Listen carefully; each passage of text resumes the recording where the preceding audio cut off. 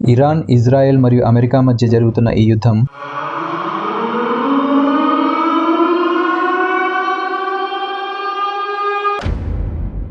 ఒకవైపు జనం ఈ యుద్ధాన్ని డబ్బు సంపాదించడానికి వాడుకుంటున్నారు.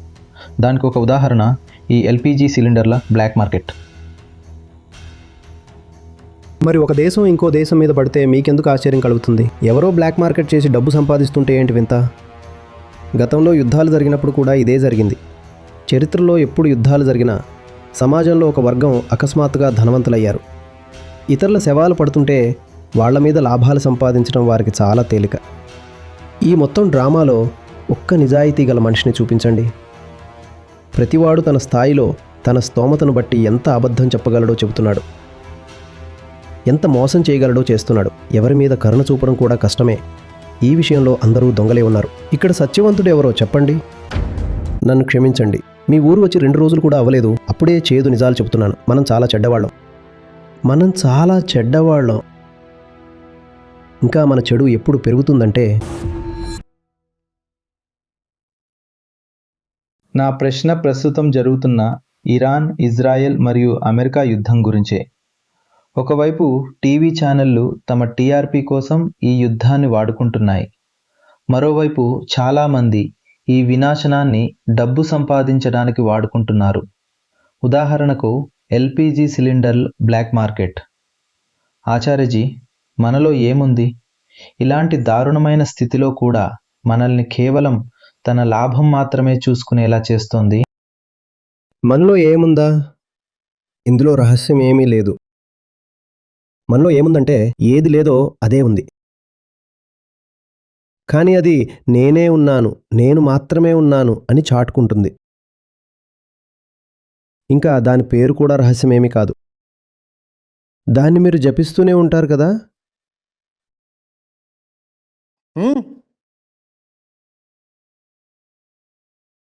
ఏంటా పేరు? అహంకారం. మరి అందులో నేను కొత్తగా చెప్పేదేముంది? అది తనను తాను డిఫైన్ చేసుకున్నదే అలా.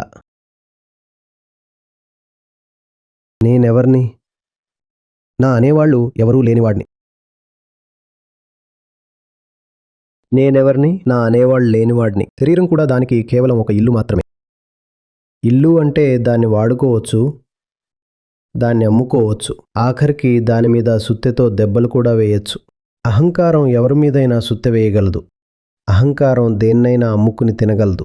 చూశారు కదా అది శరీరాన్ని ఎలా వాడుకుంటుందో. అహంకారానికి ఒంటరిగా అనిపిస్తే చాలు, మందు తాగుతుంది లేదా గలీజు తిండి తింటుంది. ఆ నూనె, కారం, నెయ్యి. అసలు ఒంటరితనం ఎవరికనిపించింది? శరీరానిక? కానీ నువ్వు తినే ఈ తిండి వల్ల పాడైపోయిందెవరు? శరీరం. ఒంటరితనం అనిపించింది ఎవరికి? అహంకారానికి. ఒకవేళ శరీరానికి అయితే నిద్రపోయేటప్పుడు కూడా ఒంటరిగానే అనిపించాలి కదా. కానీ మీరు నిద్రపోయినప్పుడు అహంకారం యొక్క స్థితి మారిపోతుంది. అప్పుడు ఆ ఒంటరితనం ఉండదు. సో ఒంటరితనం అహంకారానిది. మరి శిక్ష అనుభవించింది ఎవరు? శరీరం. ఈరోజు చాలా ఒంటరిగా అనిపిస్తోంది కాబట్టి చాక్లెట్లు ఎక్కువ తినేద్దాం. ఈరోజు కొంచెం డిప్రెషన్గా ఉన్నట్టుంది. పద బయట చాట్, పకోడీలు తిందాం. వీకెండ్ వస్తే చాలు, నలుగురు స్నేహితులు రాగానే మందు సీసా తీయండి అంటారు. అహంకారం అంటేనే తనని తాను ఎప్పుడూ అసంపూర్ణంగా భావించే ఒక స్థితి. తనని తాను ఎప్పుడూ అసంపూర్ణంగానే భావిస్తుంది. అది ఎవరికీ సొంతం కాదు. తనకి తానే సొంతం కానప్పుడు ఇక ఇతరులకి ఎలా సొంతం అవుతుంది? తనకి తానే మేలు చేసుకోలేదు, ఇక వేరే వాళ్ళకి ఏం మేలు చేస్తుంది? మరి ఒక దేశం ఇంకో దేశం మీద పడితే మీకెందుకు ఆశ్చర్యం? మీడియా దాంతో ఎంజాయ్ చేస్తోంది. ఎవరో బ్లాక్ మార్కెట్ చేస్తూ డబ్బులు సంపాదిస్తున్నారు. ఇది ఈరోజే జరగట్లేదు. గతంలో యుద్ధాలు జరిగినప్పుడు కూడా ఇదే జరిగేది.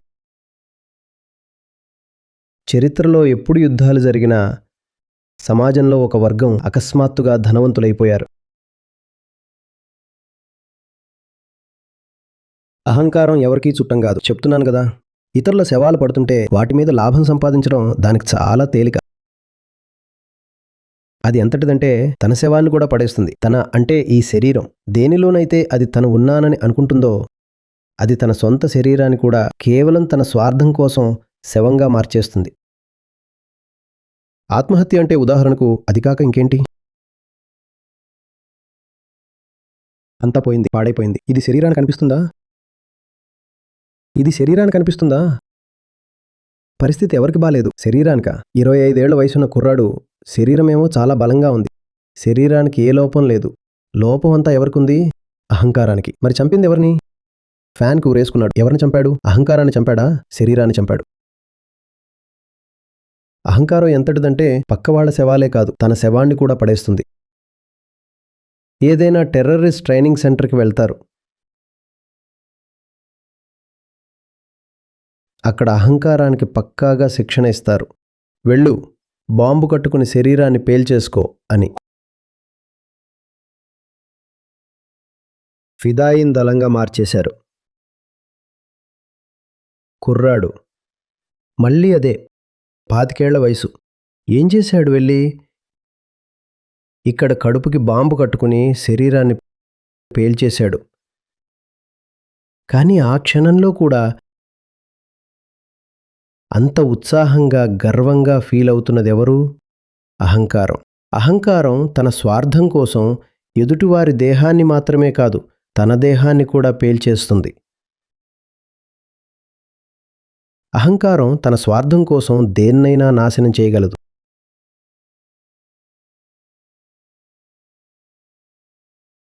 మనిషి మంచివాడు. ప్రాథమికంగా మనమందరం మంచివాళ్లమే. అరే, మానవత్వం అనేది కూడా ఒకటి ఉంటుంది కదా. మేము ఏ మతాన్ని నమ్మం, మేం కేవలం మానవత్వాన్ని నమ్ముతాం. దీనికంటే మించిన మూర్ఖత్వం ఇంకోటి ఉండదు. అసలు మానవత్వం అంటే ఏంటి? మనిషి కూడా ఒక జంతువే, అంతకుమించి ఏమీ లేదు. మానవత్వం అంటే పశుత్వం. హిందూ అవడు, ముస్లిం అవడు, మనిషి కొడుకు మనిషి అవుతాడు అనడం ఇదొక మూర్ఖత్వపు మరియు అర్థం లేని మాట. ధర్మం ఉన్నదే అందుకే. ఈ తల్లి గర్భం నుండి వచ్చిన జంతువుని మనిషిగా మార్చడానికి. నువ్వు వాడిని అడవిలో వదిలేయి, చూడు ఏమవుతాడో. నువ్వు వాడికి ఏ చదువు సంస్కారం పెట్టకు, అడవిలో వదిలేయి. అప్పుడు చూడు, వాడు మనిషి బిడ్డ కదా, ఏ రకమైన మనిషి అవుతాడో.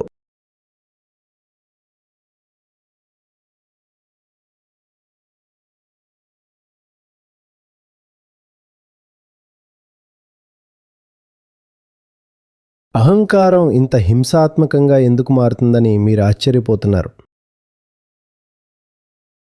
కానీ నా ఆశ్చర్యం ఏంటంటే, అసలు మీకెందుకు ఆశ్చర్యంగా ఉందని? ఇందులో ఆశ్చర్యపోవడానికి ఏముంది? అసలు ఆశ్చర్యం దేనికో నేను చెప్తాను. ఇక్కడి నుండే అసలు విషయం మొదలవుతుంది. ఆశ్చర్యం ఎక్కడుందంటే, మనం మంచివాళ్ళం అని మనల్ని మనం నమ్మించుకున్నాం. మన చుట్టూ కూడా మంచివాళ్లే ఉన్నారని అనుకుంటున్నాం.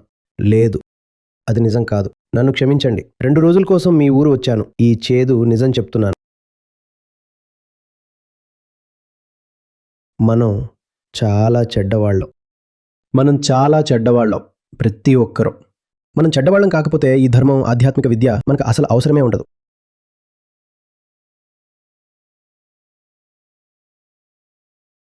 మరి మనలోని ఆ చెడు ఇంకా ఎక్కువైపోతుంది ఎప్పుడైతే ఆ చెడు మీద మంచితనం ముసుగు వేసుకుంటామో. లోకంలో మంచివాళ్ళు, చెడ్డవాళ్ళు అని 2 రకాల మనుషులు ఉంటారు అని మీరు అంటుంటారు కదా. అలాంటి నమ్మకం ఒకటి ఉంది. కాదు, ఇక్కడ 2 రకాలే ఉంటారు. చెడ్డవాళ్ళు మరియు మంచివాళ్ళు.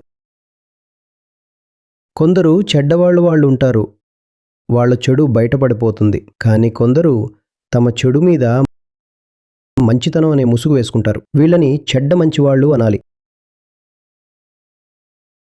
వీళ్ళు చెడ్డవాళ్లే కానీ పైకి మాత్రం మంచిగా కనిపిస్తారు. మంచిగా మారాలి అంటే చాలా ప్రయత్నం చేయాలి. మొన్న మన గీతా సెషన్లో శ్రీకృష్ణుడు చెప్పారు కదా, వేలల్లో ఎవరో ఒకరు మాత్రమే నా వైపు అడుగు వేయడానికి ప్రయత్నిస్తారు. వేలల్లో ఎవరో ఒకరు మాత్రమే మంచిగా మారాలి అని కోరుకుంటారు. మిగతా వాళ్ళకి అది అక్కర్లేదు. వాళ్ళకి కేవలం మంచివాళ్ళం అనిపించుకుంటే చాలు. మంచిగా మారడం ఎవరికీ అక్కర్లేదు. వేలల్లో ఎవరో ఒకరు మాత్రమే ఆ ప్రయత్నం మొదలు పెడతారని గీత చెబుతోంది. అలా మొదలుపెట్టిన వేలల్లో కూడా ఎవరో ఒకరే పార్థ నన్ను చేరుకుంటారు. అంటే ఎవరైతే నిజంగా మంచిగా మారతారో. మరి అసలు మంచివాడు ఎవరు? ఇక ఎవరూ లేనప్పుడు అర్థమవుతుందా?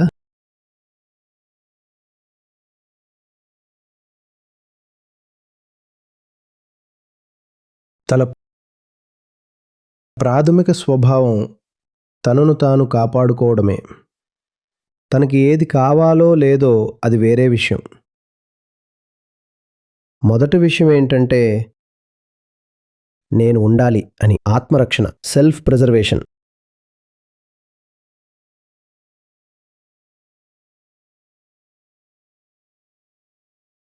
వాడికి ముక్తి కావాలన్నా సరే తనని తాను కాపాడుకుంటూనే కావాలంటాడు. వాడికి ముక్తి కావాలన్నా సరే తనని తాను కాపాడుకుంటూనే. మరి తనని తాను కాపాడుకోవడం అంటే ఎవరిని కాపాడుకోవటం? తనలోని చెడుని కాపాడుకోవటం. మరి మనిషిలోని ఆ చెడు ఎలా పోతుంది? ఎందుకంటే మనిషి పుట్టుకతోనే చెడ్డవాడు. ఇంకా తన మొదటి లక్షణం, అత్యంత ప్రాథమిక లక్షణం ఏంటంటే తనలోని చెడుని దాచుకోవడం. ఆ చెడు ఎలా పోతుంది? వేలల్లో ఎవరో ఒకరికి మాత్రమే అసలు నేను చెడ్డవాడిని అనే ఆలోచన వస్తుంది. నేను ఈ చెడును వదిలించుకోవాలి అని. మరి అలాంటి ఆలోచన వచ్చే 1000 మందిలో మళ్ళీ ఒక 1000 మందిని తీసుకుంటే వారిలో ఎవరో ఒకరు మాత్రమే ఆ చెడును వదిలించుకోవటంలో సఫలమవుతారు.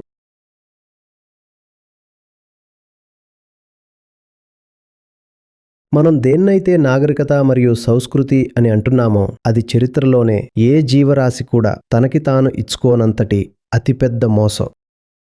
మనం మంచివాళ్లమని మనల్ని మనమే నమ్మించుకున్నాం. మనం నిజంగా ఎంత మంచివాళ్లమో ఎప్పుడైనా పరీక్షించుకున్నారా? ఎప్పుడైనా చూశారా?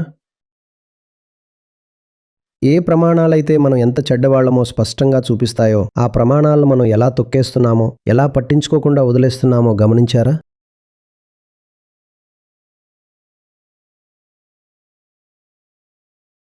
మీ ఊర్లోనే ఈ మార్చి నెలలో సగటు ఉష్ణోగ్రత ఈ ఏడాది ఎంత ఉందో, ఇంకా చరిత్రలో ఎంత ఉండేదో మీకు తెలుసా?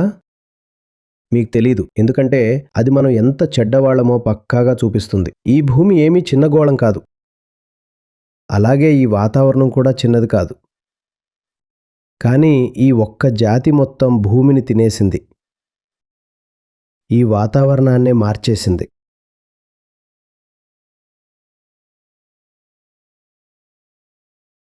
ఉష్ణోగ్రత పెరుగుదల ఊరికే జరగదు. పైగా ఇదేమీ చిన్నపాటి పెరుగుదల కూడా కాదు. 2 డిగ్రీలు 3 డిగ్రీలు. ఇప్పుడే ఎండలు మొదలవుతున్నాయి. మనం ఎంత చెడ్డవాళ్ళం అంటే మనం ఏదైనా జంతువు కానీ, పక్షి కానీ, చీమ కానీ తన సొంత ఇల్లు తనే తినేస్తుందా? మనం ఎంత చెడ్డవాళ్ళం అంటే మన ఇల్లే మనం తినేస్తున్నాం. అది కూడా ఆ ఇల్లు మన ఒక్కరి సొంతం కానప్పుడు. అది మన ఉమ్మడి ఇల్లు. కేవలం మానవాళితోనే కాదు, కోట్ల ఇతర జీవరాశులతో పంచుకోవటానికి ఆ ఇల్లు మనకిచ్చారు. కానీ మనం ఆ ఇల్లే తినేస్తున్నాం. మనం చాలా చెడ్డవాళ్ళం. కానీ ఈ విషయాన్ని మీడియా మీ ముందుకు తేదు. రాజకీయ నాయకులు చెప్పరు, మత గురువులు కూడా చెప్పరు. అందరూ మిమ్మల్ని ఈ భ్రమలోనే ఉంచాలనుకుంటున్నారు. మనిషి మంచివాడు, మనిషి మంచివాడు అని. పొరపాట్లు ఎప్పుడో ఒకసారి జరుగుతాయి, కానీ అసలైతే వాడు మంచివాడే అని. కానీ గీత మీకు చెప్తోంది అసలైన నిజం ఏంటంటే నువ్వు చాలా చెడ్డవాడివి అని. లక్షల కోట్లలో ఎక్కడో ఒకరు మాత్రమే నిజంగా మంచిగా ఉంటారు. మిగతా ప్రతివాడు అంటారు కదా, ఏదైనా రాయి విసిరితే అది ఖచ్చితంగా ఎవరో ఒక చెడ్డవాడికే తగులుతుంది అని. మనం అంత చెడ్డవాళ్ళం.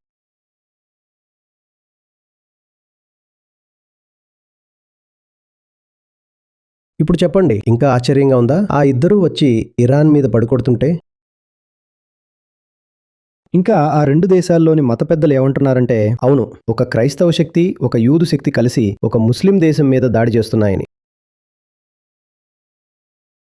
ఇంకా అక్కడున్న ముస్లింలు కూడా కొద్ది రోజుల క్రితం వరకు తమ ప్రభుత్వాన్ని కూల్చేయడానికి సిద్ధంగా ఉన్నారు. అక్కడ 3 ఏళ్లుగా తిరుగుబాటు జరుగుతోంది.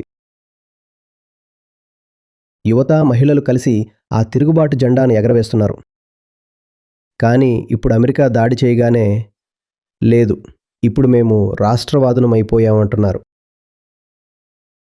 మేమంతా ఇప్పుడు ఒక్కటే, మా ఉమ్మడి శత్రువులు వీళ్లే, క్రైస్తవులు మరియు యూదులు అని చెబుతున్నారు.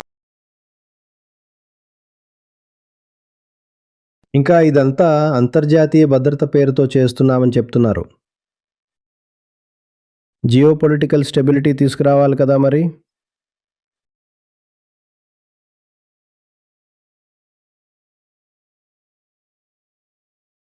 ఈ మొత్తం వ్యవహారంలో, ఈ డ్రామాలో ఒక్కడైనా నిజాయితీపరుడున్నాడా? ఒక్కడిని చూపించండి. ప్రతివాడు తన స్థాయిలో, తన స్తోమతను బట్టి ఎంత అబద్ధం చెప్పగలడో చెప్తున్నాడు, ఎంత మోసం చేయగలడో చేస్తున్నాడు. ఎవరి మీద జాలి చూపించడం కూడా చాలా కష్టమే. ఎందుకంటే ఈ విషయంలో అందరూ నగ్నంగానే ఉన్నారు.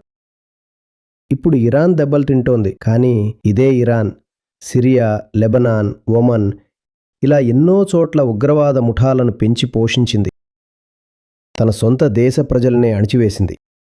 సో ఇరాన్కి అన్యాయం జరుగుతోంది అనిపిస్తుంది, కానీ వాళ్లకు మద్దతు ఇవ్వడం కూడా కష్టమే. ఎందుకంటే వాళ్లేమీ తక్కువ కాదు కదా. అటు ఇజ్రాయెల్ చూస్తే ఒకటి కనిపిస్తుంది. విషయం నిజమే, హమాస్ వాళ్ల మీద పడింది. వాళ్ళు ఏమీ చేయకపోయినా వచ్చి వాళ్ల వేల మందిని చంపేశారు. కానీ మళ్లీ ఇజ్రాయెల్ ఏం చేసిందో చూస్తే అప్పుడంటావు ఇజ్రాయెల్ కంటే పాలస్తీన్కే ఎక్కువ అన్యాయం జరిగిందని. మరిక్కడ సత్యవంతుడు ఎవరో చెప్పండి. మరి ఆ తర్వాత మీరు అంటారు, అరేరేరే, లోకం ఎంత చెడ్డది, ఎంత వింత జరిగిపోయిందో.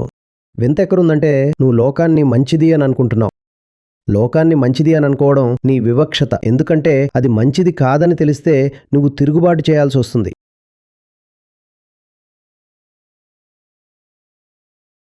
నీకు బాగా తెలుసు, ప్రతి బంధంలోనూ ఒక వ్యాపారం ఉంది, ఒక సర్దుబాటు ఉంది. నువ్వు ఎవరితోనైతే నవ్వుతూ మాట్లాడుతున్నావో కొన్ని హద్దులు దాటి చూడు, వాళ్లే నీ గొంతు పట్టుకుంటారు. అవునా కాదా? అవునా కాదా? ఎవరితోనైతే మీకు అత్యంత సన్నిహితమైన బంధాలు ఉన్నాయో కొన్ని విషయాలు, కొన్ని చర్చలు మీరు కూడా వాళ్లతో చేయలేరు. చేయగలరా? మీకు చాలా బాగా తెలుసు, ఇంట్లో కూడా ఏ విషయాలు కదిలిస్తే ఇల్లు ముక్కలైపోతుందో. మనం ఇలాంటి వాళ్ళం. మళ్ళీ మనల్ని మనం మంచివాళ్ళం అని చెప్పుకుంటాం. మన బంధాలన్నీ కేవలం ఇచ్చిపుచ్చుకోవడాల మీదే ఆధారపడున్నాయి. ఏ బంధంలోనైనా ఈ లావాదేవీలు నడవకుండా ఉండవు. మరి ఇచ్చేదానికంటే తీసుకోవటం కొంచెం ఎక్కువైతే ఆ బంధం ఇప్పుడే కూలిపోతుంది. ఇంకా ఇద్దరు ఏమనుకుంటారంటే నేను ఎదుటివాడి కంటే ఎక్కువే పొందుతున్నాను అని, అందుకే ఆ బంధం సాగుతోంది. ఇద్దరూ ఎంత మూర్ఖులంటే తాము ఎదుటివాడిని వెర్రివాడిని చేస్తున్నామనుకుంటారు. మాయ నవ్వుతోంది, అంటోంది, నువ్వు వాడిని వెర్రివాడిని చేయట్లేదు, వాడు నిన్ను చేయట్లేదు, నేను మీ ఇద్దరిని చేస్తున్నాను.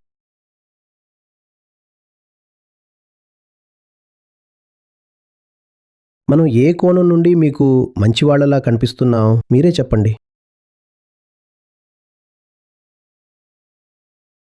ఈ యుద్ధం వల్ల ఎన్ని మెట్రిక్ టన్నుల కార్బన్ విడుదలవుతుందో మీడియా మీకు చెప్తోందా? ఎవరైనా చెప్తున్నారా? వాళ్ళు చెప్పరు. మీకు కూడా తెలుసుకోవాలని లేదు. ఎందుకంటే ప్రస్తుతానికి మీకు కావాల్సింది ఏ మిలిటరీ గెలిచింది అనే ఒకే ఒక్క వినోదం.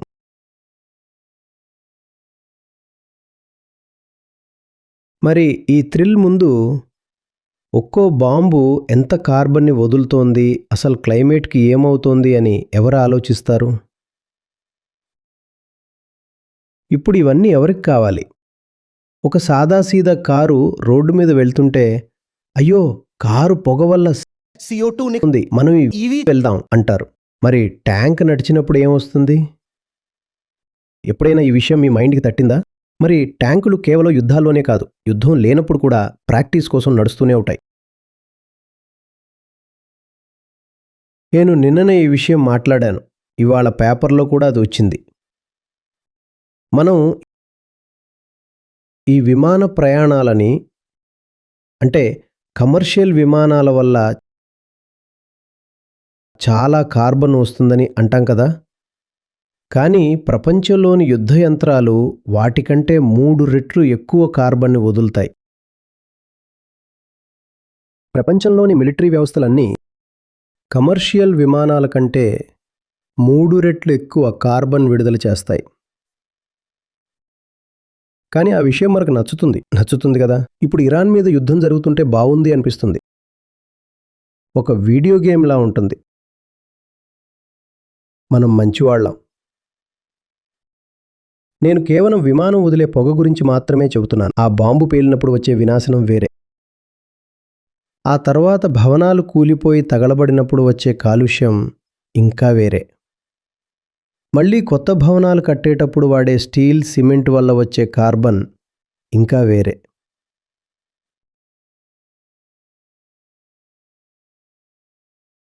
మనం మంచివాళ్ళం. మనం ఎంత చెడ్డవాళ్ళం అంటే మనల్ని మనం మోసం చేసుకుంటూ మనం మంచివాళ్ళం అని ప్రకటించుకునే అద్భుతమైన తెలివితేటలు మనకు ఉన్నాయి. ఇదే మనిషి యొక్క అసలైన గుర్తింపు. ఆత్మవంచన చేసుకునే, సెల్ఫ్ డిసెప్షన్ చేసుకునే ఆ సామర్థ్యం మన జాతికి ఉన్నట్టుగా అది మరెవరికీ లేదు.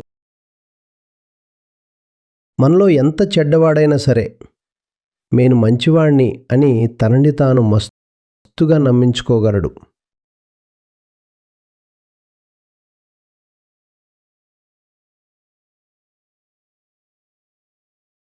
ఇక ఒక ఆఖరి తమాషా మాట వినండి. వేల లక్షల కోట్ల మంది కలిసి ఒకరికొకరు మంచివాడు అని ప్రమాణపత్రం, సర్టిఫికెట్ ఇచ్చుకుంటారు. ఒకవేళ పొరపాటున ఎవరైనా నిజమైన మంచివాడు అక్కడికి వస్తే వాడు చెడ్డవాడైపోతాడు.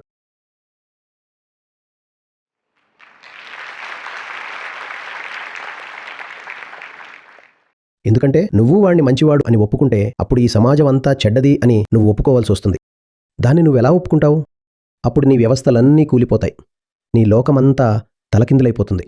అందుకే అందరికీ సులువైన మార్గం ఏంటంటే ఆ వచ్చిన ఒక మంచివాడినే చెడ్డవాడని ముద్ర వేయడం. అప్పుడు ఈ కోట్ల మంది చెడు సురక్షితంగా ఉంటుంది.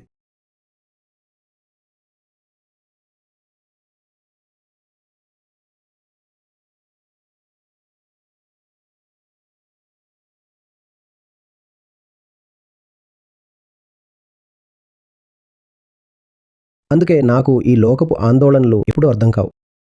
ఏదైనా సంఘటన జరిగితే చాలు జనం గుండెలు బాదుకోవడం మొదలు పెడతారు. యుద్ధం జరిగిందా? అరే ఇది ఎలా సాధ్యం?